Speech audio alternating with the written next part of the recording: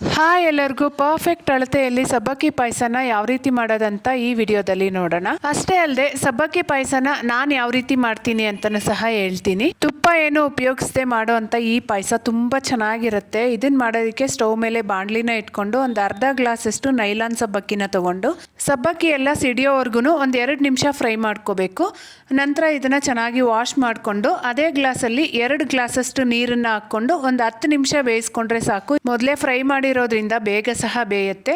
ಈ ರೀತಿ ಚೆನ್ನಾಗಿ ಬೆಂದ ಮೇಲೆ ಸಬ್ಬಕ್ಕಿ ತಗೊಂಡಿದ್ದ ಗ್ಲಾಸಲ್ಲೇ 4 ಗ್ಲಾಸಷ್ಟು ಗಟ್ಟಿ ಹಾಲನ್ನ ಹಾಕ್ಕೋಬೇಕು. ಹಾಗೇನೆ ದ್ರಾಕ್ಷಿನೂ ಮತ್ತೆ ಬಾದಾಮ್ನ ಹಾಕ್ಕೊಂಡು ಅದನ್ನು ಸಹ ಚೆನ್ನಾಗಿ ಕುದಿಯೋದಿಕ್ ಬಿಡಬೇಕು. ಈ ಪಾಯಸಕ್ಕೆ ಡ್ರೈ ಫ್ರೂಟ್ಸ್ನ ಹಾಗೆ ಹಾಲಲ್ಲಿ ಹಾಕೊಂಡು ಕುದಿಸ್ಕೊಂಡ್ರೆ ಟೇಸ್ಟ್ ತುಂಬ ಚೆನ್ನಾಗಿರುತ್ತೆ. ಇದೊಂದು ಕುದಿ ಬಂದಾದ್ಮೇಲೆ 3/4 ಗ್ಲಾಸಷ್ಟು ಸಕ್ಕರೆ, 5-6 ಏಲಕ್ಕಿ ಹಾಗೆ 2 ಸ್ಪೂನ್ ಅಷ್ಟು ಇನ್ಸ್ಟೆಂಟ್ ಬಾದಾಮ್ ಪೌಡರ್ನ ಹಾಕೊಂಡು ಒಂದು ಕುದಿಸ್ಕೊಂಡ್ರೆ ತುಂಬಾ ರುಚಿಯಾಗಿರೋ ಪಾಯಸ ರೆಡಿ ಆಗುತ್ತೆ. ಇಷ್ಟ ಆಯ್ತಲ್ಲ, ಈಗಲೇ ಟ್ರೈ ಮಾಡಿ. ಹಾಗೆ ಹೇಗಾಯ್ತು ಕಮೆಂಟ್